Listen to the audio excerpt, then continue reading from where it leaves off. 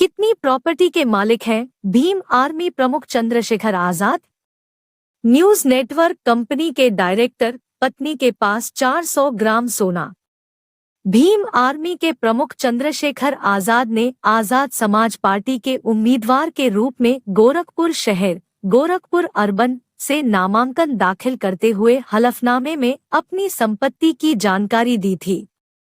दलित नेता और आजाद समाज पार्टी कांशीराम के राष्ट्रीय अध्यक्ष चंद्रशेखर आजाद पर बुधवार को जानलेवा हमला हुआ। पुलिस के मुताबिक उत्तर प्रदेश के सहारनपुर जिले में उनकी एसयूवी कार पर कुछ हथियारबंद लोगों ने गोलियां चलाईं। गोली चंद्रशेखर को छूकर निकल गई। हमला उस वक्त हुआ जब वह देवबंद में अपने एक समर्थक के घर जा रहे थे। घटना के समय कार में चंद्रशेखर और उनके छोटे भाई सहित कुल 5 लोग सवार थे। हमले के बाद चंद्रशेखर को देवबंद अस्पताल में भर्ती कराया गया है। इस घटना के बाद से चंद्रशेखर आजाद एक बार फिर से चर्चा में हैं।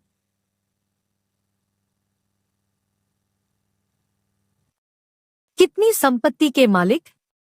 उत्तर प्रदेश विधानसभा चुनाव 2022 में दाखिल चुनावी हलफनामे के मुताबिक चंद्रशेखर आजाद, उनकी पत्नी और परिवार के नाम पर कुल 44 लाख रुपए से अधिक की चल संपत्ति है।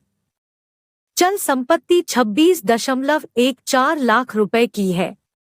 अचल संपत्ति 17 लाख रुपए की है।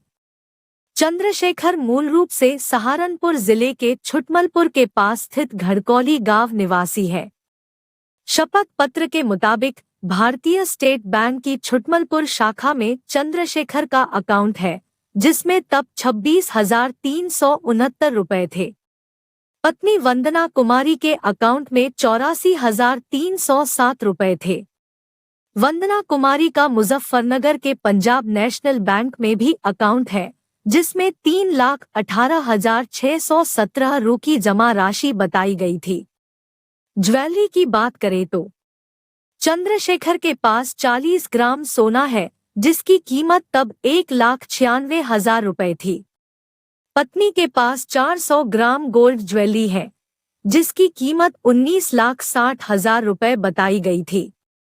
इसके अलावा चंद्रशेखर एक कंपनी भी चलाते हैं, जिसका नाम CA news network private limited, CA news network Pvt LTD है।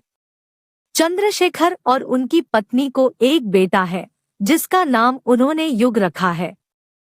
कौन है चंद्रशेखर आजाद?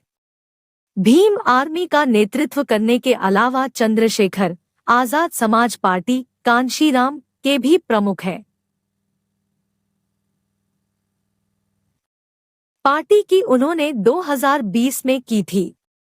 चंद्रशेखर साल 2017 में दलितों के मुद्दों को मुखरता से उठाने की वजह से चर्चा में आए थे।